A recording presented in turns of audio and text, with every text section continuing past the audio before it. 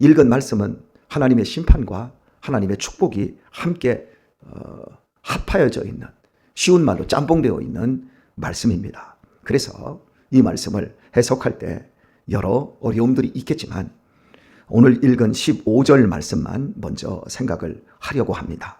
보라, 여호와께서 불의 옹이 되어 강림하시리니 그 수레들은 회리바람 같으리로다. 그가 혁혁한 위세로 노를 베푸시며 맹렬한 화염으로 견책하실 것이라 말씀합니다. 하나님께서 강림하시는데 불에 휩싸여서 강림하시는 것, 이렇게 말씀하시고, 그리고 수레를 타시고 오시는 것처럼 말씀합니다. 그 수레들은 회리바람 같으리로다. 회오리 바람을 말하지요. 회오리 바람이 우리 지역에는 아주 작게 나타납니다. 그러나 중동 지방은 이 회오리 바람이 한번 일어나면 집이나 건물들을, 사람까지 모두 다 날려버리기 때문에 엄청난 재앙같이 상징되어지는 바람이 회리 바람입니다.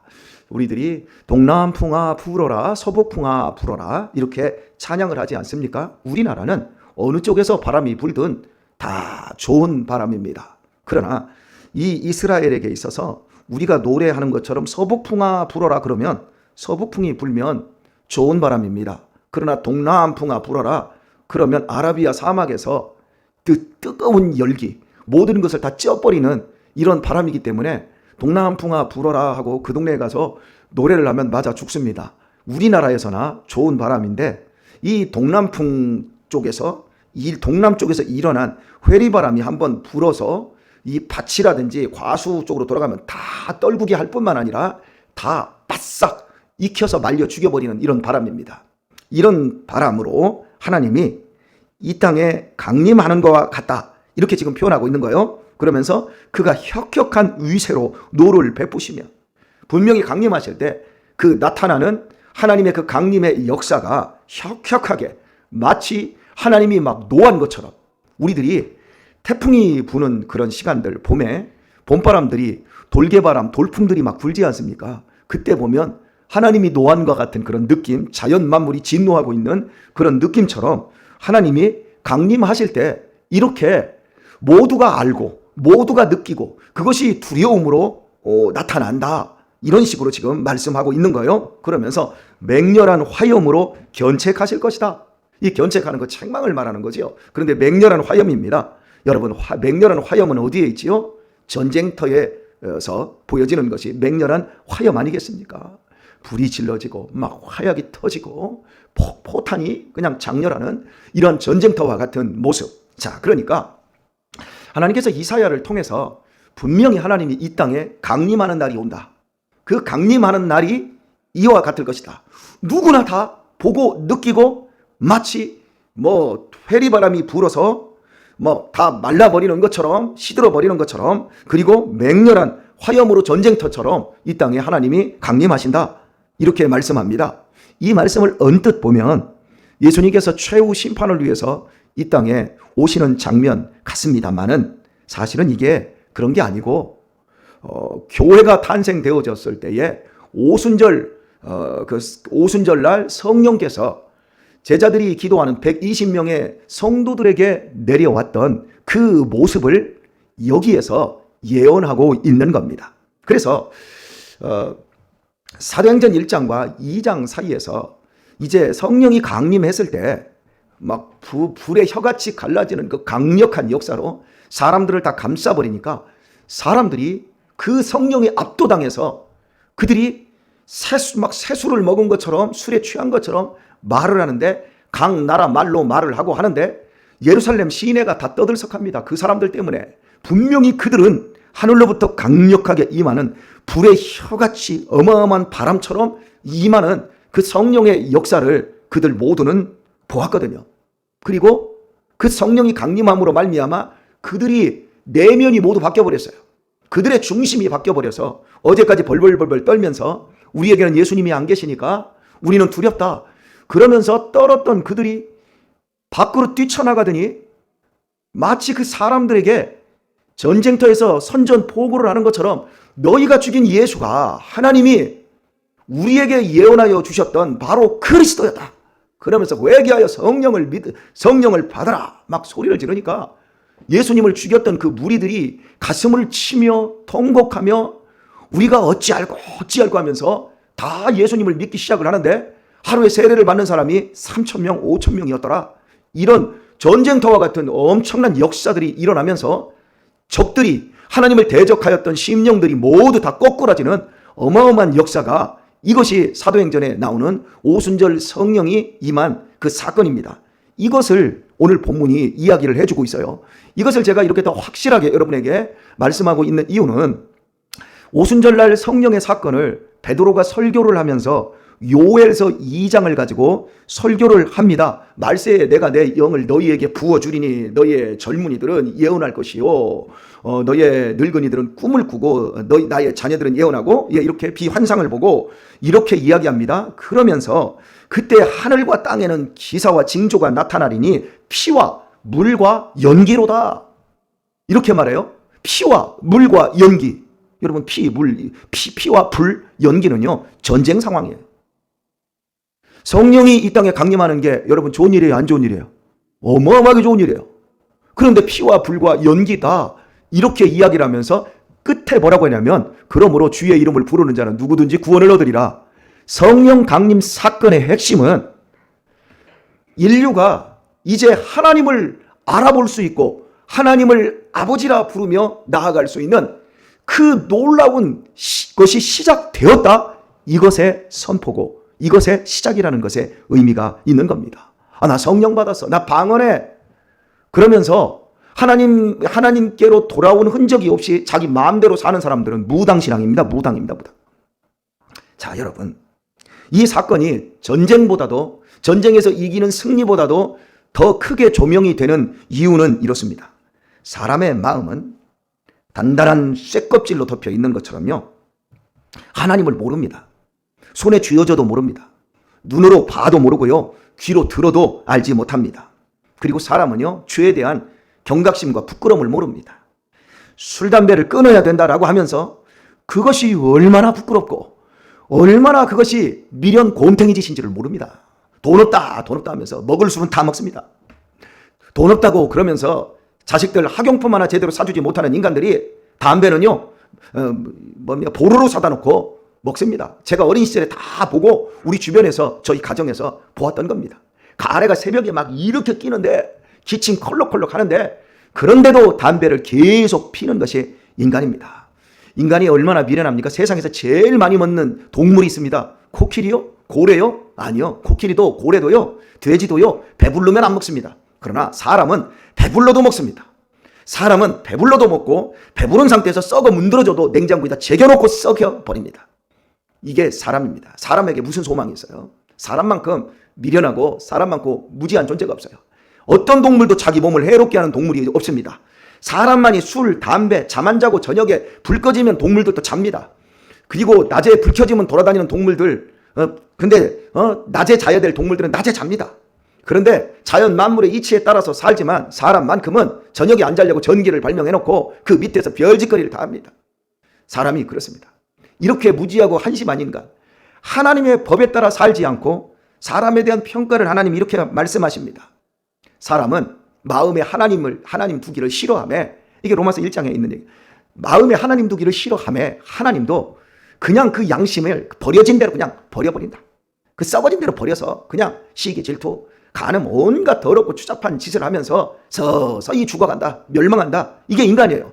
누가 와서 예수님을 믿어라, 하나님 살아계시다 아무리 얘기해도 기뚱해도 돌아서지 않습니다. 이게 모든 인류가 하나님을 상실한 대로 살아가고 있는 그런 환경 속에서, 거기에서 인간이 만들어낸 최고의 걸작품이 종교예요. 종교적인 행위를 통해서 우리도 안전해. 자기 멋대로 사는 사람들이요, 절간에는 잘 가요. 무당에게는 잘 가요. 그래서 이만큼 갖다 바치고 나를 위해서 기도해 주세요. 액 떨어지게 나를 위해서 구태해 주세요. 종교 행위는 엄청 잘해요. 그러니까 이런 인간에게 하나님을 마음에 두기도 싫어하고 마음에서 이미 상실되어 버렸는데, 이런 인간이 하나님께 돌아오는 거예요. 하나님과 적이에요, 적. 그런데 이런 인간이 하나님이 이 땅에 오시면 하나님께로 돌아오는 거예요. 완전히 막 박살이 나는 거예요. 그 마음이. 그래서 포로가 된 것처럼 하나님께로 돌아와서 하나님을 아버지라 부르고 마음의 심령이 다 보들보들해지는 이런 역사를 이사야가 이야기를 하고 있습니다. 오늘 우리가 어떻게 해서 예수님을 알게 되었습니까? 인간의 자연적인 노력과 지식의 큰 깨달음으로, 공자가 얘기한 것처럼 도를 깨우침으로 우리가 예수님을 구주로 알게 된 것이 아닙니다. 우리 안에 성령님이 오셔서 우리의 마음을 바꾸신 겁니다. 우리가 오늘 부른 찬송에 주의 제단에 산제사 드린 후에 주 내 마음을 주장하여 말합니다. 주님께서 우리의 마음을 주장해 주신 것입니다. 죽어 있었습니다. 하나님을 상실한 마음대로 내 멋대로 살고 있었습니다. 하나님을 마음에 두지 않고 내가 내 뜻과 내 생각을 내 마음에 두고 살았었습니다. 그런데 우리가 어떻게 하나님께로 돌아왔습니까? 오늘 읽은 66장의 15절처럼 보라 여호와께서 불에 옹이 되어 강림하시니 그 수레들은 회리바람 같으리로다. 그가 혁혁한 위세로 노를 베푸시며 맹렬한 화염으로 견체 가실 것이라. 주님께서 이렇게 우리 안에서 역사해 주셨기 때문에 우리가 예수님을 믿는 자리에 있게 되어진 겁니다. 우리는 그것을 잘 느끼지 못합니다. 내가 믿은 것 같습니다. 그러나 주님께서 이와 같이 나에게 임하신 겁니다. 그 증거가 무엇입니까? 요한복음 16장에 보게 되어지면 이렇게 말씀되어 있습니다. 8절부터 그가 와서 죄에 대하여 의에 대하여 심판에 대하여 세상을 책망하시리라. 이 죄와 또 의, 심판. 죄를 깨달아요. 내가 죄인이었구나. 나 하나님을 모르는 죄인이었구나. 의가 세상에서 단순히 어떤 도덕과 윤리의 기준이 아니라 하나님과의 관계에서 내가 관계가 잘못되었던 것이 바로 거기에서 나오는 모든 것이 그것이 의에서 내가 떨어져 나간 것이었구나. 새로운 의에 대해서. 그래서 내가 하나님께로 돌아가려면 내가 예수님을 믿어야 되는 것이구나. 이런 것을 새로운 의의 기준으로 깨닫습니다. 그리고 심판도 더 깊이 깨닫습니다. 예전에는 나 술 안 먹었어. 나 담배 안 폈어. 나 거짓말 안 했어. 나 도둑질 같은 거 안 했어. 이런 것으로 심판의 기준을 자꾸 나한테 갖다 대려고 했는데 이제 내 마음에서 품은 자그마한 좋지 않은 생각 하나까지도 그것이 심판이구나. 이런 것들을 알게 되어진 사람이 되었어요. 그게 지금 저와 여러분이에요. 여러분, 예수님 믿는 일은 세상에서 가장 위대한 일입니다. 이렇게 큰 일이 없어요. 세상 사람과 예수님을 믿는 우리는 생각과 그 모든 게 다른데 가장 결정적인 게 다른 게 영이 달라요. 우리가 믿지 않는 사람들하고 같이 이야기를 해보면 정말 달라요. 저는 1년에 한 번씩 제가 섬기는 한일도인 주간보호센터도 그렇고 성광원도 그렇고 그 직원들에게 밥을 삽니다. 이제 오늘이 성광원 한일 직원들에게 오늘 제가 밥을 이제 사는 날이에요. 그래서 저녁에 이제 오늘 회식을 하는데 밥을 먹으면서 그분들이 제 설교를 들어요. 밥을 먹으면서 제 설교를 듣는 게 아니라 그분들이 제가 설교하는 공간에 앉아서 설교를 듣고 사무실 문을 열어두었기 때문에 제 설교를 다 듣습니다. 그래서 제가 들으라고 다 설교하는 거예요. 그런데요, 그 설교를 들으면서 예수님을 믿는 사람과 믿지 않는 사람이 섞여 있거든요. 또 예수님을 육신적으로 믿는 사람과 영적으로 믿는 사람이 섞여 있어요. 그리고 나서 이제 1년에 한 번 식사를 하러 딱 가서 밥을 먹으면서 이야기를 딱 나눠보면 갈려요. 저 사람하고 이 사람의 영이 달라요. 내가 갖고 있는 영과 저 사람의 영이 다르다는 걸 알아요. 저 사람은 세상의 영, 그 사람의 영의 아버지는 마귀이고 내 영의 아버지는 하나님이라는 사실이 분명하게 그어져요. 여러분, 밥을 먹으면서 목사님 고맙습니다. 이렇게 저희 생각해 주셔서 너무 감사드립니다. 이렇게 얘기하는 사람이 있어요. 그런데 목사님이 선을 베풀 기회를 제가 드리기 위해 내가 오늘 바쁜데 밥 먹으러 갑니다. 밥 먹으러 와서 이래요. 맞는 얘기예요. 나한테 선을 베풀기 위해서 내가 오늘 바쁜데 밥 먹으러 와줬습니다. 이렇게 얘기를 해요. 재밌지 않나요? 그게 불교예요. 그게 힌두교고. 이렇게 당당한 거예요. 당신에게 내가 기회를 준다. 당신이 나한테 선을 쌓을 수 있는 기회를 준다. 선을 쌓아야만이 구원을 받을 수 있는 기회를 준다. 그래야 당신이 더 좋은 목사가 될 수 있는 기회가 되어진다. 뻔뻔한 거죠. 그러니까 동남아의 소승불교가 그렇게 못 사는 거예요. 오늘 영이 다르다라는 것. 한 집안에서도 예수님을 믿는 사람과 믿지 않는 사람이 섞여 있습니다. 특히 남편이 믿지 않고 부인이 믿으면 부인들은 환장하는 거예요. 피가 거꾸로 솟을 때가 얼마나 많습니까? 자식이 믿지를 않습니다. 부모의 애간장을 녹이는 거예요. 영이 달라서. 여러분, 그 부분에 대해서 저이 나쁜 놈은 남편, 저이 썩을 놈의 새끼들 그러지 마세요. 영이 다르기 때문에 그런 거예요. 그들에게도 성령이 임해버리면 나와 똑같아져요. 하나님을 섬길 수 있어요. 그런데 성령이 그들에게 역사하지 않기 때문에 나와 다른 거예요.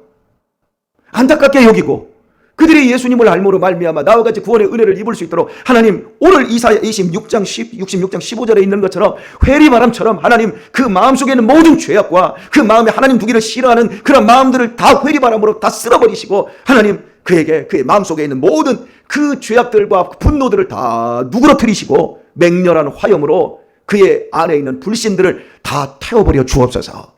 여러분, 우리가 바라보고 우리가 구해야 될 것은 바로 그겁니다. 오늘의 말씀을 맺도록 하겠습니다. 믿는 사람과 믿지 않는 사람의 방향이 다 다른데요. 어제 그저께 파키스탄에서 목회를 하시는 파키스탄 현지인 목사님이 저희 교회에 오셨습니다. 그분은 제가 총신 94회인데 총신 99회를 졸업하셨어요. 우리나라에 유학 오신 거예요. 파키스탄은 대부분이 힌두교입니다. 힌두교가 아니라 모슬렘입니다. 그래서 핍박이 굉장히 심한데 90년대 후반 파키스탄의 핍박이 심해서 아버지가 너라도 살아라. 그래가지고 어려운 가운데 비행기표 하나 얻어서 한국으로 아들을 보내버린 거예요. 한국에 가서 신학이라도 하고 너라도 살아라. 그때 순교자들이 굉장히 많이 나오고 막 죽이고 그럴 때였어요.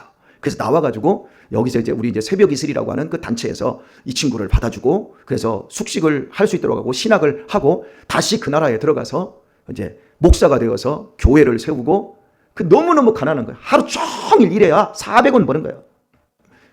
교인이 300명인데 너무너무 가난하다 보니까 다 그냥 뭡니까?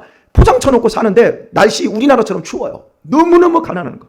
그래서 여러분 4살 5살 정도 되면 애들이 벽돌 공장에 가가지고 죽을 때까지 벽돌 굽다가 학교는 문턱도 못 가는 이러고 죽어가는 거예요. 거기서 이 사람이 교회를 세운 거예요. 교회를 세우고 그 우리나라의 선각자들이 우리나라가 살 수 있는 방법은 교육이다 해가지고 옛날에 우리나라에 돌아가지고 교회 세우는 선교사들이 학교를 세웠잖아요.